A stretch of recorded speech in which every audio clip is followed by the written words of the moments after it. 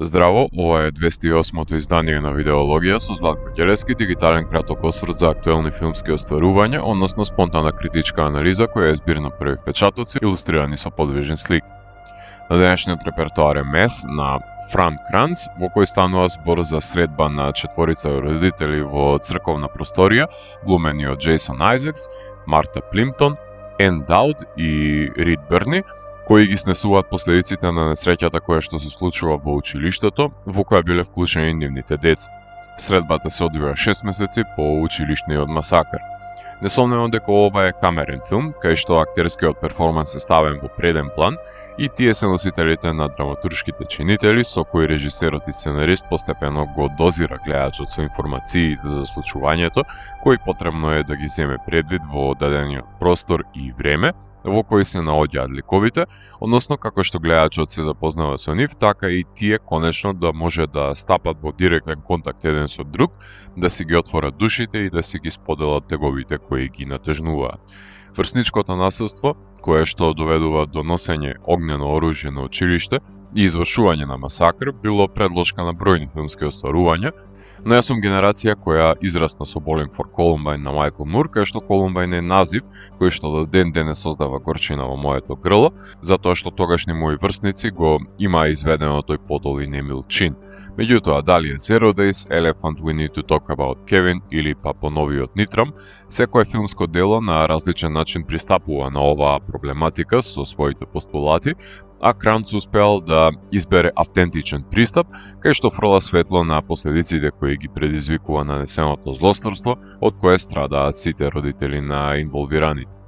Во дадена инстанца, кога зборот ја губи својата величина и куршумот го држи како заложник последниот збор, неминовно е да се постави прашањето кое ги мачи родителите, како се доведени работите до таму.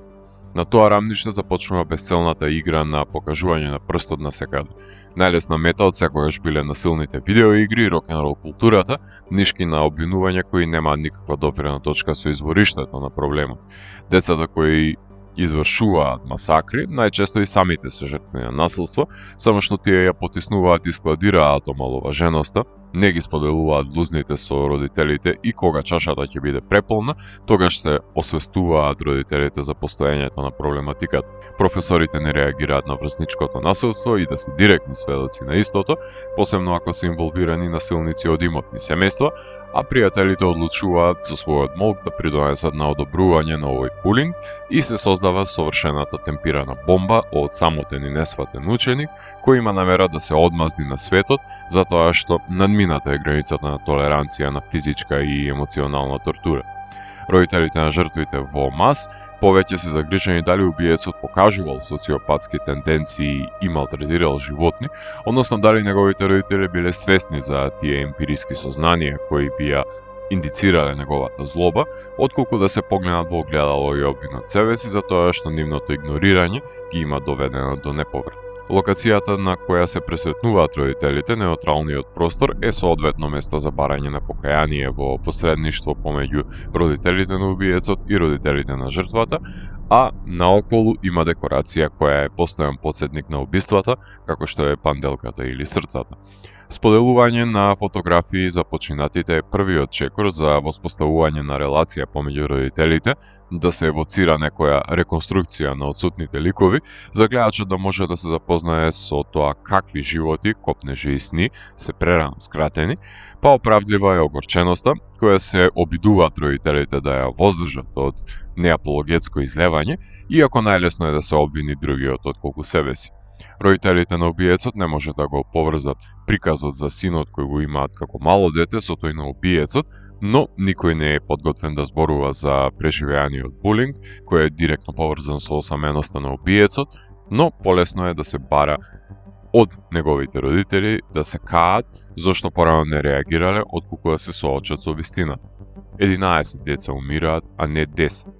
Режисерот Франк Кранц самиот се има затворено во ќорсокак со изборот на поставката да ги закотви ликовите во една просторија, што создава препреки и за останатите членови на неговата млада техничка екипа, оставајќи го кинематограферот Рајан Джексон Хили со заврзани раце и лимитиран избор на агли за поставување на камерата во просторијата во тие 14 дена за кои е снимено делото. Моја лична препорака до младите режисери кои се нафаќаат да реализираат дебютантски остварувања, како во случајот на Кранц, би советувал да најми барем искусен кинематографер за да му помогне да го зацементира и изгради визуелниот авторски потпис, но Кранц оди во спротивна насока, соработувајќи со млада екипа. Меѓутоа хендикепот кој ги изискува лимитирањата го користи како гранично пространство, рамка во која заедно со Хили наоѓаат креативни решенија како да го избегнат баналниот план-контраплан и да се фокусираат на уловување на емоциите на лицата на родителите.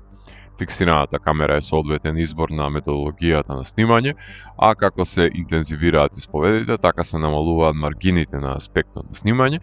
кои се решетки во кои се затворени ликовите, за да се избегне театралноста на перформансот и намали дискрепанцијата помеѓу родителите. Нема напуштање на просторијата, нема ни трага од флешбек и реконструкција. Препуштани сме исклучиво на исказите на родителите.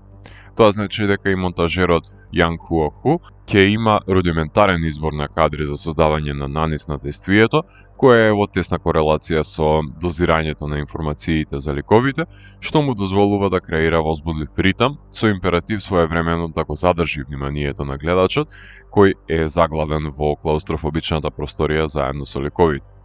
Што се однесува до музиката на композиторот Дерен Морс, таа во секој случај мора да биде калкулирана и одмерена, односно да биде прецизно мапирана, затоа што секунда порано или подоцна може да представува влечење за нос на гледачот и експлоатирање на таговните емоции кои неминовно е да ги компензира, но во овој филм таа е присутна во прологот и епилогот и тишината е доминанта за време на медијаторство.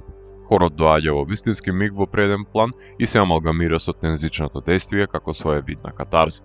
Иако Франк Кранц го знаеме по неговата актерска кариера изминатата деценија, глумејќи најчесто споредни улоги во тинејџерски филмови и сега веќе култниот The Cabin in the Woods, се напати да застане зад камерата со едно смело филмско издание кое и тоа како ги тангира младите генерации, но проблематиката на врсничкото насилство ја разработи на еден невообичаен и впечатлив начин, успевајќи да фрли ново светло на последиците кои ги предизвикуваат масовните убиства во училиштата и скршените семејства на жртвите и на нанесувачите на штетата, кои невозможно е да се состават и ќе мораат да живеат со консеквенците. За пофалба е воздржаноста со која сценаристот го дозира действието со фактографијата, оставајќи гледачот во чистилиште на наговестувачкото исчекување, но и потентен страв од исходот, тежиштето на филмот кај што избира тензијата. Секако дека Маст ќе страда од истите недостатоци од кои пати и Карнеч, Роман Полански или